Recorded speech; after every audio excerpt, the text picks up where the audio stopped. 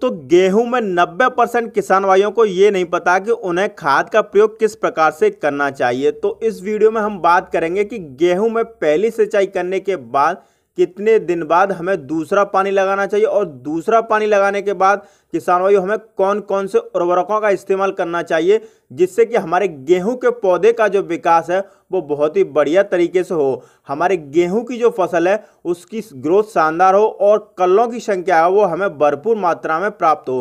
तो किसान भाइयों, यदि आप हमारे चैनल पर पहली बार आए हैं तो कृपया करके चैनल को सब्सक्राइब कर लें, पास वाले बेल आइकन घंटे को प्रेस कर लें ताकि अगली वो इंपोर्टेंट वीडियो का नोटिफिकेशन मिल जाए। तो चलिए शुरू करते हैं। किसान साथियों, यदि आपने गेहूं की पहली सिंचाई 21 से लेकर 25 दिनों के मध्य करी थी तो आप गेहूं में जो दूसरा पानी है वो 40 से लेकर 50 दिन के अंतराल पर ही लगा सकते हैं। यह सबसे उपयुक्त समय माना जाता है। यदि इस समय आप सिंचाई करोगे किसान भाइयों तो कई सारे फायदे आपको मिलने वाले हैं, जैसे आपके पौधे का सही तरीके से विकास होगा, कल्लों की संख्या अधिक होगी, फुटाव भी काफी अच्छा होगा और आपको बढ़िया ग्रोथ देखने को मिल जाएगी। गेहूं में दूसरा पानी लगाने के बाद हमें कौन कौन सी खादों का इस्तेमाल करना चाहिए उनके बारे में जानते हैं। नंबर 1 पर किसान भाइयों आपको जिस खाद का प्रयोग करना है उसका नाम है किसान भाइयों यूरिया। जी हाँ किसान भाइयों, गेहूं की फसल में जब हम दूसरी सिंचाई करते हैं इस समय हमारे जो पौधा होता है उसको सबसे ज्यादा आवश्यकता नाइट्रोजन की होती है, क्योंकि नाइट्रोजन से किसान भाइयों हमारे पौधे की जो ग्रोथ होती है उसमें वृद्धि होती है, वो हमारी फसल को हरी भरी रखती है, कल्लों की निर्माण प्रक्रिया है वो बहुत ज़्यादा होती है। यदि इस समय हम यूरिया की मात्रा की बात करें किसान भाइयों तो आप इस समय पर 40 से लेकर 45 किलोग्राम प्रति एकड़ के हिसाब से यूरिया डाल सकते हैं। अब किसान भाइयों, सिर्फ यूरिया डालने से आपकी फसल की अच्छे से ग्रोथ, पौधे का संपूर्ण विकास नहीं होगा, उसके साथ में किसान भाइयों आपको कुछ खास और मुख्य पोषक तत्वों को भी डालना पड़ेगा। तो किसान भाइयों, इस समय हमारे जो पौधा होता है उसको बहुत सारे सूक्ष्म पोषक तत्व की आवश्यकता होती है। यदि हम इस समय पर सही पोषक तत्वों को अपने गेहूं की फसल में डाल देंगे तो हमारी फसल से इस समय बहुत ही बढ़िया अच्छा रिजल्ट देखने को मिलेगा। क्योंकि दोस्तों, हमें नहीं पता होता है कि यदि हमारी फसल इस समय गवोट अवस्था में है तो हमें कौन कौन से खाद डालने चाहिए। यदि एक ऐसे खाद की बात करें जिसको डालना चाहिए जिसमें सभी प्रकार के सूक्ष्म पोषक तत्व पाए जाते हैं, वह सही मात्रा में पाए जाते हैं, तो आपको मैं रिकमेंड करूंगा किसान भाइयों कि आप बायोवीटा का इस्तेमाल कर सकते हैं। यह बहुत ही बढ़िया, बहुत ही शानदार खाद है।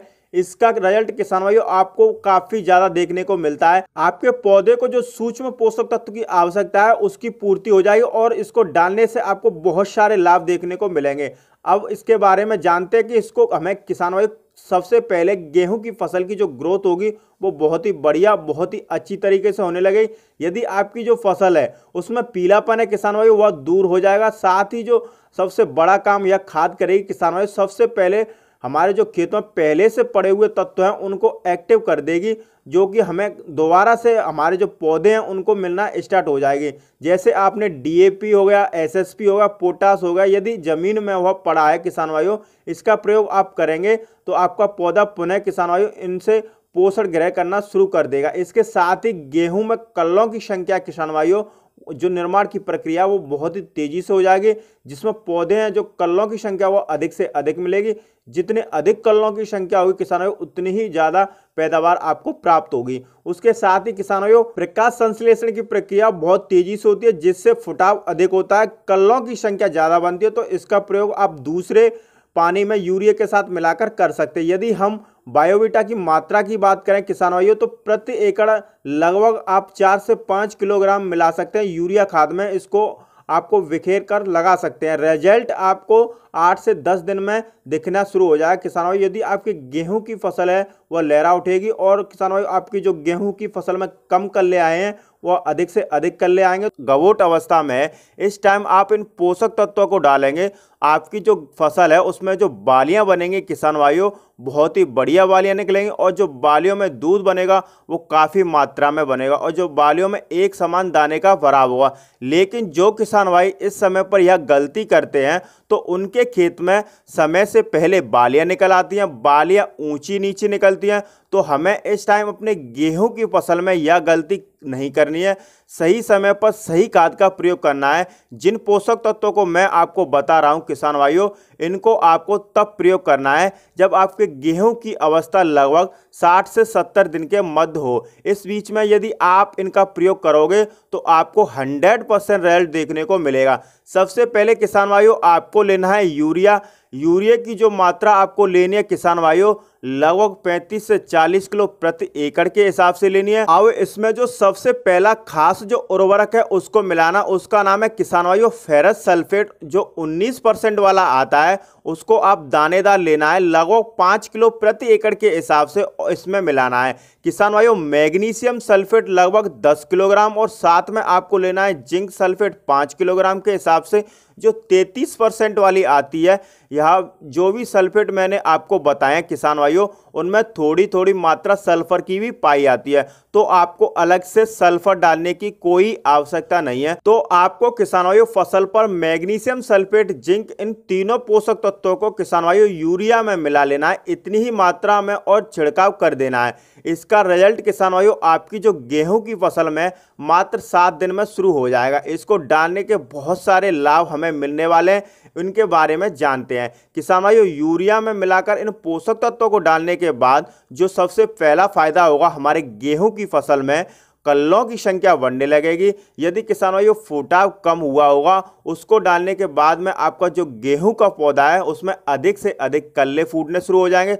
दूसरा जो सबसे बड़ा फायदा होगा किसान भाइयों कि यदि आपके गेहूं की फसल है उसकी ग्रोथ कम हो रही है, फिर ग्रोथ रुक गई होगी, तो किसान भाइयों जो ग्रोथ है वो बहुत ही तेजी के साथ बढ़ना शुरू हो जाएगी। साथ ही यदि आपकी जो गेहूं की फसल है वह पीली पड़ चुकी है, फसल में पीलापन आ गया है किसान भाइयों किसी भी कारण की वजह से, तो इसको डालने के बाद आपके जो गेहूं की फसल होगी उसमें पीलापन होगा वो गायब हो जाएगा। पोषक तत्वों को डालने के बाद किसान भाइयों हमारे जो गेहूं की फसल में प्रकाश संश्लेषण की क्रिया होगी वो बहुत ही अच्छी होगी, जिससे किसान भाइयों हमारा जो पौधा है वो अधिक से अधिक भोजन का निर्माण कर पाएगा। इससे किसान भाइयों हरियाली, फुटाव, ग्रोथ, जड़ों का विकास, पौधे में हरापन आता है। किसान भाइयों हमारे जो मिट्टी की जो उर्वरा क्षमता होती है उसमें भी वृद्धि होगी। हमारा जो गेहूं का पौधा है किसान भाइयों उसकी जो रोग प्रतिरोधक क्षमता है उसको भी काफी ज्यादा वृद्धि कर देगा। किसान भाइयों इसका बहुत ही अच्छे तरीके से वृद्धि विकास होगा, फसल हमारी एक नंबर बनकर चलेगी और पूरा गांव आपसे पूछेगा कि आखिर आपने डाला क्या है। तो किसान भाइयों यदि आप भी अपने गेहूं की फसल में कल्लों की संख्या बढ़ाना चाहते हैं, ग्रोथ को बढ़ाना चाहते हैं, पीलापन दूर करना चाहते हैं, तो यूरिया के साथ मिलाकर आप इन तीनों पोषक तत्वों को जरूर डालें।